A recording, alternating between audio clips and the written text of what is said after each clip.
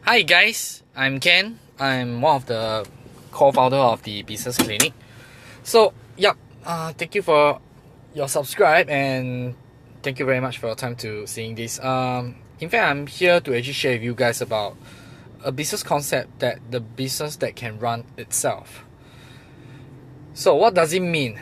So, I believe a lot of people already know about the online and traditional offline business concept. So it is an era in between of the switching profile. So let's see. So let me share with you guys about some main four business about why a normal traditional business they will really feel physical. I'm talking about. So in fact, they are wearing too many hats. For example, when you talk about no room to stop your activity, for example, you cannot take a long holiday and you still need to manage. This is what I'm talking about. SME business setting per se, and you might need to have some qualified skill sets. For example, you can't get a salesperson to go and do sales job. As in doing an account job, or maybe an accountant go and do logistic kind of planning. So every position will need to have a very special, unique skill sets. So if bosses start to have all different skill sets together, you might not be able to manage the things well, and you need to spend more long hours, and you might not have enough budgeting. So in fact, it really restrict a lot of movement because you have limited resources and lack of working capital. For example, I'm talking about B2B per se. Like me myself, I'm actually more on B2B business. So sometimes you might need to deliver the goods to the client, then they will make payment to you. Or maybe you need to solve the problem, then they will make payment to you. The other way around. And you might have some fixed expenses, for example, your rental, your electric bills, whatever that you can see. How about it's about other like extra unexpected costs, for example taxes, and suddenly your things break down, machineries, etc. That there is also a main problem. Then the other one is rapid growth. Rapid growth is always a silent and unexpected business failure. There's always happen. Like for example, when we have that kind of like decision, we decided to go to that industry. We already do a lot of due diligence, but when you are wanting to have a business, you will get blind.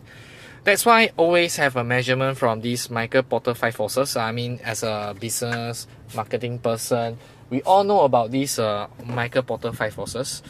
But even though we ourselves, we know, sometimes we might not do all the measurement. In fact, measure a few areas like, let's talk about supplier chain, customer buying power, and the current market competition, how strong is it, and of course with the entry barrel, is it easy to entry that business, and how about the exit barrel. All these you can actually go to Google to actually Google it and find out what is it. So I'll not introduce furthermore. And poor management. This problem is actually one of the common and amongst all business, including those like already failed. So when we talk about poor management, doesn't mean that you cannot make it. In fact, it's more like our traditional business. Like we will try to intend to give some and able to perform stuff chances. It's not right or wrong. It will just like it will be a cost. After the job trial finish already, you feel that this person is not suitable, and you waste a lot of resources in terms of like training and let him on ground chances. Or maybe misjudgment on partners. Sometimes misjudgment on partner doesn't mean that he might be a wrong person. He will like indirectly con you, take you for granted. Sometimes it might be some able to perform, but they are just afraid that it will affect them into another areas, etc. So I believe it's more on communication wise. Yeah, that will be all the main 4 reasons. But for me, I personally just feel that emotion without measure, it is a very huge problem. Like probably you start out with a partnership without any like black and white, always like talk about emotions, all these things. I feel that this is unprofessional. You definitely need a contract. Or probably that, when the emotion is there, you wanted to do it even though your business is a failure. Or sometimes it might not be your right time, you know. That is a lot of things. I mean, me myself, I actually been through all these things. So I truly understand that kind of struggle. So that will be all. So let's put an example.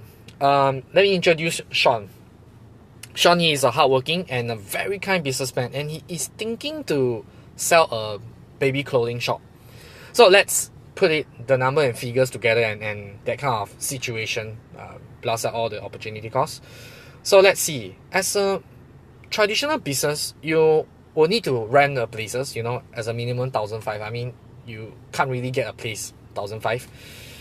But let's put it at a bare minimum. And renovation, let's say about 20,000, like signages, office equipments, and you know, POPs, pop systems, all these things. And let's say your inventory cost probably like depends on what industry you're at and what type of arrangement you and your vendor is having right now. So unless you are having some special arrangement with your vendor, in fact, you definitely, as a traditional way, that you definitely need to keep stock by getting some inventory as well. So you haven't calculate the arrangement with you and the vendor, you know, you need to sit down for a couple of meetings time. There's also a cost that is unable to measure. And how about a staff that minimum about $2,000, which is include, you know, like levy, CPF, is considered a very low profile staff. You probably need a staff. And how about Sean's salary? We are not counted because as a healthy business company, you know, you don't really pay yourself, especially for SME setting. If your company cannot survive, you will not have money. You still need to fork out your own money to the business as well. So that is a huge opportunity cost if he's going to give up what he's earning now. And electric bill monthly, and miscellaneous telephone bill, and advertising cost. Advertising cost is the part that I'm going to touch up a bit also.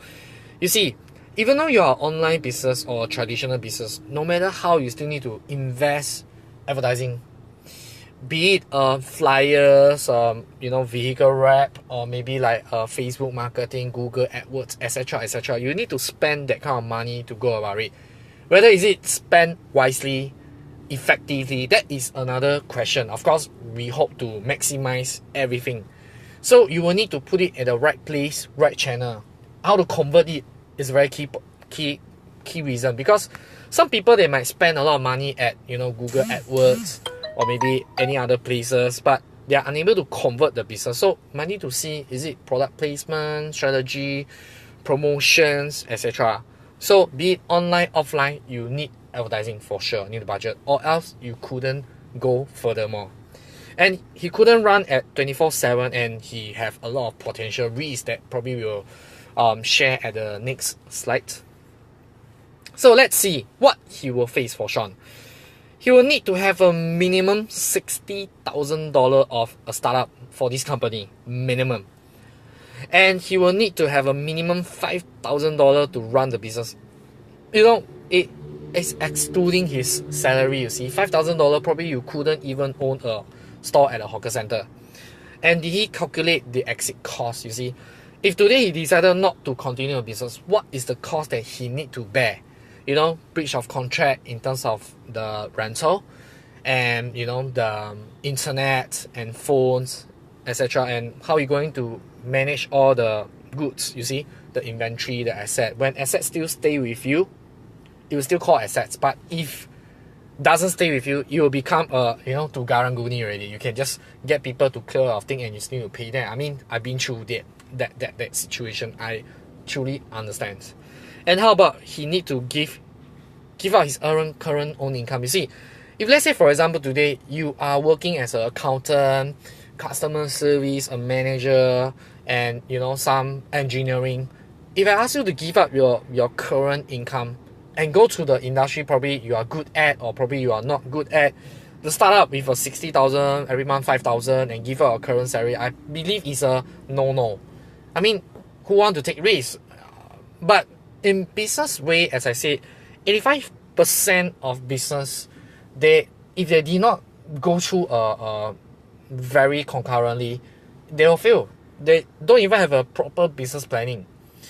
They will have, yeah, I already planned my things, but is it detailed enough? You might not know. It's actually go by emotion, as I say. So let's put this situation. If you're Sean, what will you do? Will you continue this thing, or like you yourself, will you invest him, or will you work with what you have? For example, you already go to in this deep shit, you were like, do you also want to stay on, continue this business, make it happen, or or you just give up, like, well, I will not even want to go into this business. That's a question that we must have a second thought. That is it a good way to go to a business? So what if I tell you I have this solution that can change everything? I mean, for Sean, to change every single detail that we actually mentioned about all the problem. I mean, as a proper way, we don't mention a problem without giving a solution. Let's look at Jack Ma. He actually predicted the new retail. I mean, many years ago, he said, well, retail will finish. E-commerce is the next big thing. After a few years, he said, no, e-commerce will be dead. That will be the new thing. So he gave a solution, even though there's a problem there. He actually integrated with online and offline retail to actually integrate together, become the new retail. Actually, you guys can actually go and see this link. Probably I'll share with every places that I try to post. So let's have a second thought. If you have that solution, will you invest in this kind of hardware? And in fact, not everyone into that tech savvy. I mean, everyone is tech savvy, but in terms of like using a hard copy, a physical retail shop to actually use your phone to buy, I mean, this is the next challenge. But for now, we are talking about now, this coming this year, next year, within these 3 years, how are we going to profit from traditional business? That means you have a traditional business, you want to convert it, or you want to start a business with a low cost. So everything starts with the first steps, and we start it with a very small steps. So what next? What if I tell you that you are able to, it allowed you to start with a company from $1,005, from $1,005, and the money running cost is based on a budget. I mean, come on, let's face the facts. There will be no free lunch in this world. When you have something, you definitely need to start with some money and recurring costs. And you can choose to run yourself, off time or when you free time, etc. Or you can run it automatically. Or maybe you can outsource to some agencies that can run for you, and you can give them some profit sharing on top of sharing, And it goes 24/7, 365 days. So let's see a successful story about this course. This is one of my our team member. They actually run a small business at 241,000, and the expenses is 187,000. It's not super profitable, but she just managed off time, and she actually created this profile to actually cover her home expenses and some personal running costs. So she said that this shop is actually to cover her costs, all these things. So you can see, even though she covered everything running automatically, bare minimum management, she still earned a minimum of $60,000, correct? So that is the area. So let's see some successful story. Some baby clothing shop and all these things, the pet shop.